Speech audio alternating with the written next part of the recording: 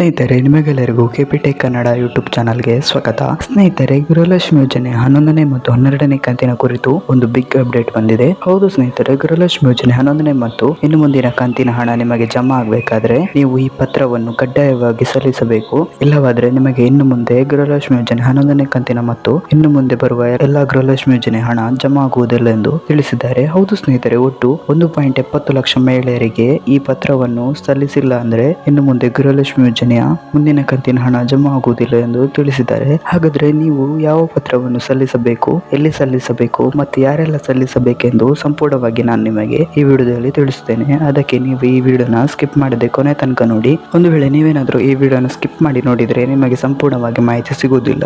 ಹಾಗಾಗಿ ವಿಡಿಯೋನ ಸ್ಕಿಪ್ ಮಾಡದೆ ಕೊನೆ ತನಕ ನೋಡಿ. ಮತ್ತೆ ನಿಮಗೆ ಏನಾದರೂ ಈ ವಿಡಿಯೋ ಇಷ್ಟ ಆದರೆ ವಿಡಿಯೋಗೊಂದು ಲೈಕ್ ಮಾಡಿ ಹಾಗೂ ಇದೇ ರೀತಿ ಸರ್ಕಾರದ ಯೋಜನೆಯ ಮಾಹಿತಿ ನಿಮಗೆ ಆದಷ್ಟು ಬೇಗ ತಿಳಿಯಲು ನಮ್ಮ ಚಾನಲ್ ಅನ್ನು ಸಬ್ಸ್ಕ್ರೈಬ್ ಮಾಡೋದನ್ನು ಮಾತ್ರ ಮರಿಬೇಡಿ. ನಾವು ಯಾವುದೇ ರೀತಿಯ ಸರ್ಕಾರದ ಯೋಜನೆಯ ಮಾಹಿತಿಯ ವಿಡಿಯೋ ಅಪ್ಲೋಡ್ ಮಾಡಿದ್ರೆ ನಿಮಗೆ ಆದಷ್ಟು ಬೇಗ ತಲುಪುತ್ತದೆ. ಅದಕ್ಕೆ ನಮ್ಮ ಚಾನಲ್ ಅನ್ನು ಸಬ್ಸ್ಕ್ರೈಬ್ ಮಾಡಿ. ನಿಮಗೆ ಎಷ್ಟು ಕಂತಿನ ಹಣ ಬರಲು ಬಾಕಿ ಇದೆ ಎಂಬುದನ್ನು ಕಮೆಂಟ್ ನಲ್ಲಿ ತಿಳಿಸಿ. ಸರಿ, ಹಾಗಾದರೆ ಸಮಯ ವೇಸ್ಟ್ ಮಾಡದೆ ವಿಡಿಯೋನ ಶುರು ಮಾಡೋಣ.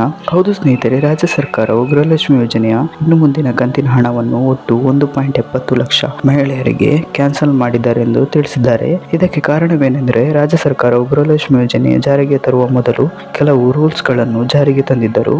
ಆ ರೂಲ್ಸ್ ಗಳು ಯಾವುದೆಂದು ನಿಮಗೆ ಗೊತ್ತಿರಬಹುದು. ಆ ರೂಲ್ಸ್ ಗಳಲ್ಲಿ ಒಂದು ಅಂದರೆ ಯಾರೆಲ್ಲ ಟ್ಯಾಕ್ಸ್ ಕಟ್ಟುತ್ತಿದ್ದೀರಿ ಅವರಿಗೆಲ್ಲ ಗೃಹಲಕ್ಷ್ಮಿ ಯೋಜನೆಯ ಹಣ ಜಮಾ ಆಗುವುದಿಲ್ಲ ಎಂದು ರೂಲ್ಸ್ ಅನ್ನು ಜಾರಿ ಮಾಡಿದ್ದರು. ಆದರೂ ಸಹ ಕೆಲವು ಜನರು ಗೃಹಲಕ್ಷ್ಮಿ ಯೋಜನೆಗೆ ಅರ್ಜಿ ಸಲ್ಲಿಸಿ ಗೃಹಲಕ್ಷ್ಮಿ ಯೋಜನೆಯ 10 ಕಂತಿನ ಹಣವನ್ನು ಪಡೆದುಕೊಂಡಿರುವುದನ್ನು ಗಮನಿಸಿದ ರಾಜ್ಯ ಸರ್ಕಾರವು ಅವರಿಗೆಲ್ಲ ಇನ್ನು ಮುಂದೆ ಹಣ ಜಮಾ ಆಗುವುದಿಲ್ಲ ಎಂದು ತಿಳಿಸಿದ್ದಾರೆ. ಒಟ್ಟು 1.70 ಲಕ್ಷ ಮಹಿಳೆಯರಿಗೆ ಹಣ ಜಮಾ ಆಗುವುದಿಲ್ಲ ಎಂದು ತಿಳಿಸಿದ್ದಾರೆ. ಹಾಗಾಗಿ ನೀವೇನಾದರೂ ಟ್ಯಾಕ್ಸ್ ಕಟ್ಟದೇ ಇದ್ದರೂ ನಿಮಗೆ ಕೂಡ ಟ್ಯಾಕ್ಸ್ ಕಟ್ಟುತ್ತಿದ್ದೀರಿ ಎಂದು ತೋರಿಸಿದರೆ ನೀವು ಒಂದು ದೃಢೀಕರಣ ಪತ್ರವನ್ನು ಮಹಿಳಾ ಮತ್ತು ಮಕ್ಕಳ ಕಲ್ಯಾಣ ಇಲಾಖೆಯವರಿಗೆ ಸಲ್ಲಿಸಿದರೆ ನಿಮಗೆ ಗೃಹಲಕ್ಷ್ಮಿ ಯೋಜನೆಯ ಇನ್ನು ಮುಂದೆ ಬರುವ ಎಲ್ಲ ಕಂತಿನ ಹಣ ಜಮಾ ಆಗುತ್ತದೆ. ನಿಮಗೂ ಕೂಡ ಈ ರೀತಿ ಸಮಸ್ಯೆ ಕಾಣಿಸುತ್ತಿದ್ದರೆ ಆದಷ್ಟು ಬೇಗ ಈ ದೃಢೀಕರಣ ಪತ್ರವನ್ನು ಮಹಿಳಾ ಮತ್ತು ಮಕ್ಕಳ ಕಲ್ಯಾಣ ಇಲಾಖೆಯವರಿಗೆ ಸಲ್ಲಿಸಿ. ಸ್ನೇಹಿತರೆ, ಇವತ್ತಿನ ವಿಡಿಯೋದಲ್ಲಿ ಇಷ್ಟೇ. ನಿಮಗೇನಾದರೂ ಈ ವಿಡಿಯೋ ಇಷ್ಟ ಆದರೆ ವಿಡಿಯೋಗೊಂದು ಲೈಕ್ ಮಾಡಿ ಹಾಗೂ ಇದೇ ರೀತಿ ಸರ್ಕಾರದ ಯೋಜನೆಯ ಮಾಹಿತಿ ನಿಮಗೆ ಆದಷ್ಟು ಬೇಗ ತಿಳಿಯಲು ನಮ್ಮ ಚಾನಲನ್ನು ಸಬ್ಸ್ಕ್ರೈಬ್ ಮಾಡೋದನ್ನು ಮಾತ್ರ ಮರಿಬೇಡಿ. ನಾವು ಯಾವುದೇ ರೀತಿಯ ಸರ್ಕಾರದ ಯೋಜನೆಯ ಮಾಹಿತಿ ವಿಡಿಯೋ ಅಪ್ಲೋಡ್ ಮಾಡಿದರೆ ನಿಮಗೆ ಆದಷ್ಟು ಬೇಗ ತಲುಪುತ್ತದೆ. ಅದಕ್ಕೆ ನಮ್ಮ ಚಾನಲನ್ನು ಸಬ್ಸ್ಕ್ರೈಬ್ ಮಾಡಿ. Thank you for watching this video.